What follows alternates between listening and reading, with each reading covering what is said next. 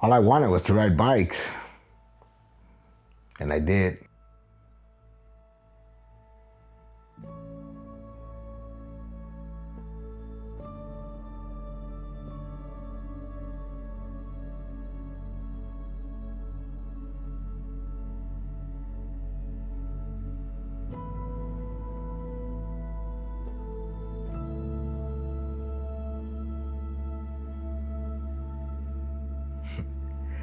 Crit races, fast group rides, crazy cycling challenges.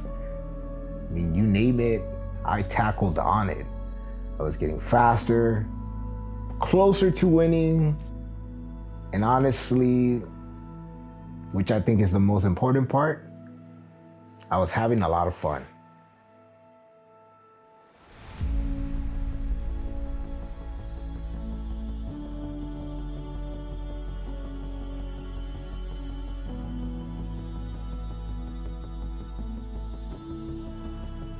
Until, of course, damn triathletes.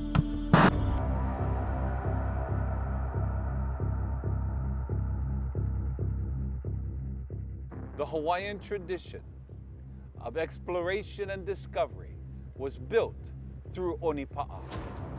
It was 2015. I was living in Downey, California at the time. It was a long day, sitting there with my usual Bacardi and Coke. This was like my medicine after a long day of work. Somehow I ended up watching the Ironman World Championship, and this was in Hawaii, in Kona. And I saw this veteran finish the race, and if I remember correctly, he was missing a leg, a limb, clearly disabled veteran. And I remember saying to myself, that's insane. I can never do something like that. But for just a second, I thought about it. I really did. I said, what if I could? You see, I always been the type of person that does crazy things at the spur of the moment. If there's a challenge, and I wouldn't even say that if I feel I could do it, if you challenge me, I will do it. I might hurt, but I'll finish it. I remember one time I signed up for the Real Cerrito to Ensenada ride. It was a 70, 80 mile bike ride. I bought a mountain bike just for that race. I didn't have a bike before that. 1 week before the race, I did call my friend just to ask for some advice, and he did say, some people prepare for this. Well, I went, no training, yet I still showed up and I rode. Now we got to this climb called El Tigre, and this was crazy. I mean, yeah, we have done small spike crazy climbs. This was next level, insane climb. Miles of climbing, high percentage. I had to get off my bike. I was cramping so bad, I walked the majority part of that climb. But we finished. Fast forward to 2025, I'm riding with a group of guys. Every ride was the same conversation. Ironman this, Oceanside, 70.3, Ironman, I'm doing this, brick, tapering, Ironman 70.3, this and that, La Quinta, this and that, blah, blah, blah, swimming, cycling, blah, blah, blah. And I thought to myself, screw it.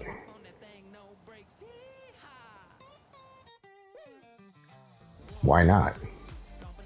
Yeah, that was crazy. I mean, how hard can this be? I like the water. My cycling is clearly strong. And I figure with my bad knees, the only thing I really have to worry about would be the run. Running would definitely be the hardest part for me. Yeah, that was I was definitely wrong about that. Man, in the military, we had water survival tests. There's 3 levels to this test.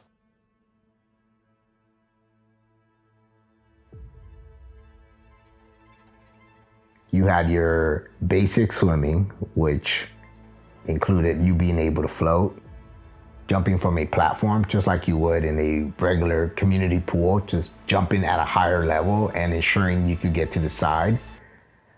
Then advanced survival swimming. This is where the majority of Marines failed and only a selected few move on to the final stage. I happened to get to the second phase of this. I never got past the second level though, but it was difficult. This was survival training. It meant threading water for a longer period of time, different type of skill sets, and again, everything falling under survival skills. Not performance, survival. But that still made me a decent swimmer. Or at least I thought. In 2001, while deployed in Iraq, I was in a truck accident. We were in a 7-ton vehicle during a night operation. We had just finished setting security for a road in which supplies were being, brought into units further up on the road. The driver lost control after leaving a hostile area in which we were, being engaged at. There was fire burning. I mean, it was a very crazy night. I literally thought I was gonna die that night. As we drove off, we ended up flipping over a bridge. Several of us got pinned under the truck, under supplies, weapons, debris. Everything collapsed on top of us. And I was the lowest one pinned down, underwater, under wet sand. I couldn't breathe. I tried screaming, but water and sand filled my mouth. For a moment, I was drowning. That feeling stayed with me for years. I avoided water. I avoided situations like that. I avoided anything that put me on a panic mode. My first open water swim was in Long Beach, no wetsuit, I had jammers. I did the error of following a fast group thinking that, I'd done swimming before and this is gonna be good, and I jumped in. Swam a few meters, looked down, tried touching the bottom, and all hell broke loose. I realized there was nothing there. Full panic. My stomach sank. My chest was pounding like crazy. I got that feeling again. That feeling that I was not gonna make it. I still don't know how I made it back. I didn't share that with many people. Actually, I don't think I shared it at all. The real battle was the water. So we got to work.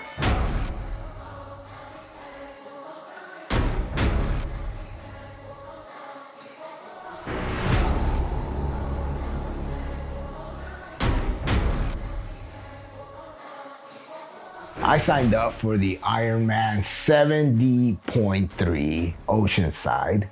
I made the commitment April of 2025. It was actually my good friend Kevin's birthday at El Mercado in Costa Mesa. Drew, if you're watching this, and Charles, they all said, hey, let's do this. Challenge accepted. And I did. I registered to wait for the email. Eventually it came through and I jumped in right at the moment of the registration. Shortly after that, Ironman 70.3 El Salvador was introduced. And me being born in El Salvador, there was no way that I wasn't doing that race. So the mission became very clear. I mean, this was an amazing opportunity. The first time an Ironman gets done in El Salvador. The course, a 2,000-yard swim in a volcanic lake, a crater. Yes, you heard that right. a punchy bike course with almost 5,000 feet of climbing, which I was excited about because you guys know that's my strongest suit, and a hilly run through historic downtown. A grand finish line in the Palacio Municipal de El Salvador. This is like the Mecca of downtown El Salvador. This race was going to be epic. Race week, I arrived, and then we found out no wetsuits are allowed. I'll be lying if I say that didn't mess up with my head. I landed on a Wednesday. On Thursday morning, I tackled that first swim on that lake. And the swim started great. Then suddenly, the feeling hit my chest. Not sure what happened. I started great. I was feeling good. I looked at the bottom, saw that void. For some reason, tried to touch the bottom. You know that's not always gonna bring the outcome you want. And all panic came back. The fear, me thinking I was gonna drown. What did I sign up for? The doubt. Can I actually pull this off? Am I ever gonna see my kids again? Am I ready for this? Every excuse and doubt that you could think of was playing over and over in my head.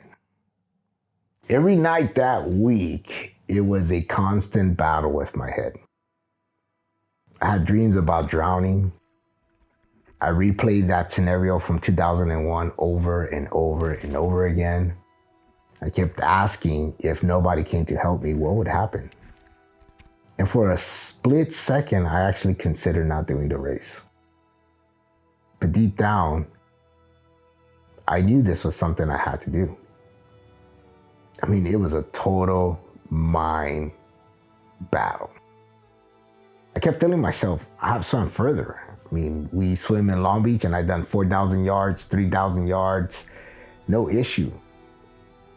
But this was different. We started packing up, getting ready to line up. We lined up and wave after wave jumped in. And the nerves just kept getting worse and worse and worse. It felt like forever to get up to the front when we were gonna start jumping into this water. And it finally came. And my plan was simple. Stay near Kennelly. Kennelly's a strong swimmer. She swims with us. And I said, as long as I could stay attached to her, I'll be fine. But the moment we jumped in, I lost her. A few strokes later, somebody pushed my head under. Had a fight to get to the side. And I remember somebody telling me, as long as you can see the buoys on your right, you're going to be fine. And so that was the game plan. I kept swimming, and every time I took a breath, I would see the buoys on my right, and I felt that I was good. I had already counted that there was 5 buoys, and by the time I got to the 3rd buoy, I said, man, I'm moving.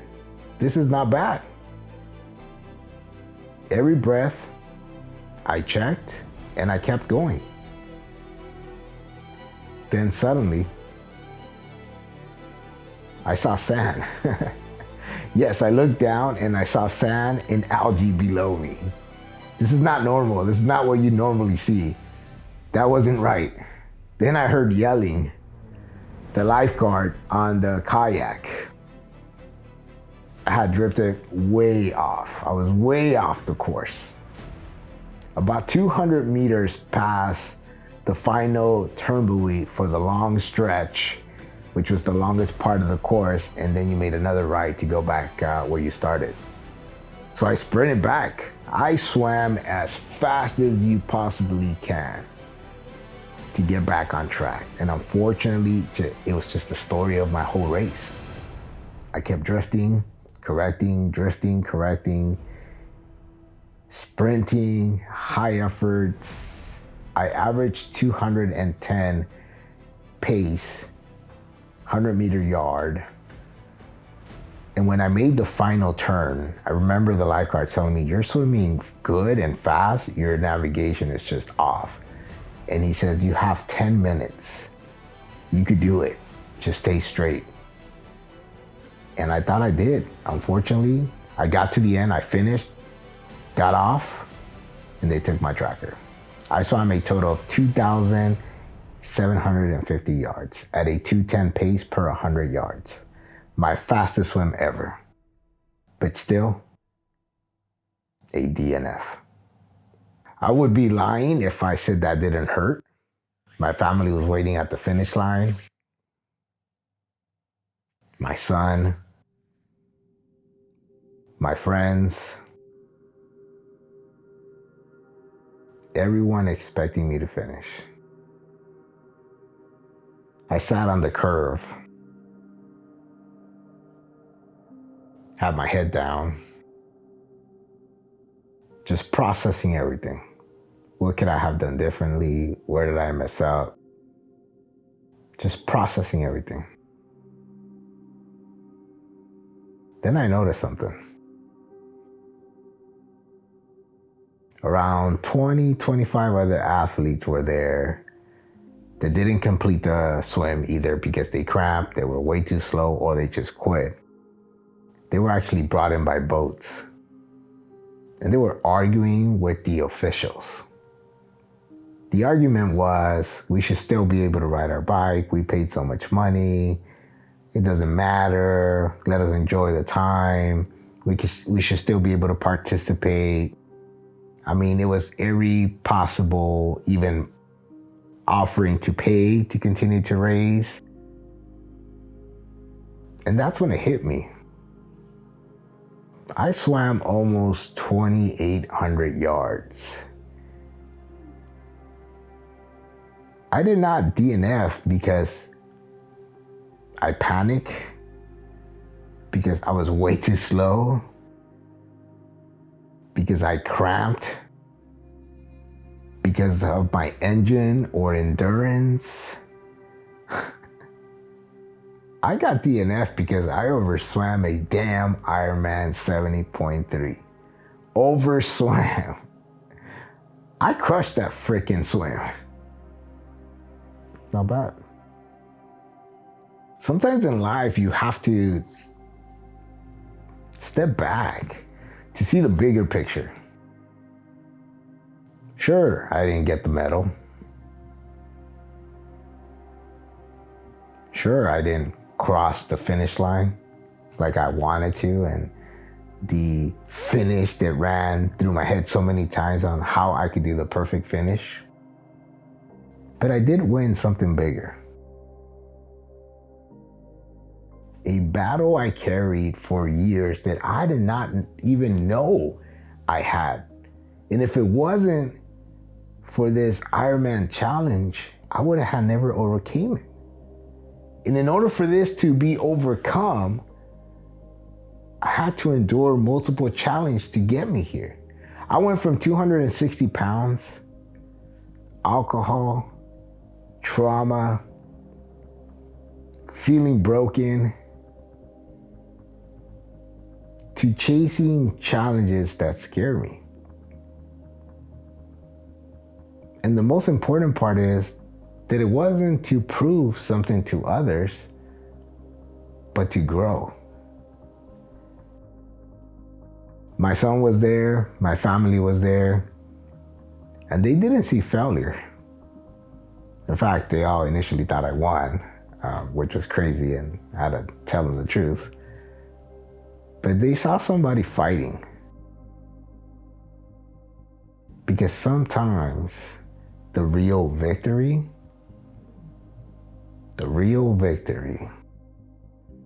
is simply refusing to quit.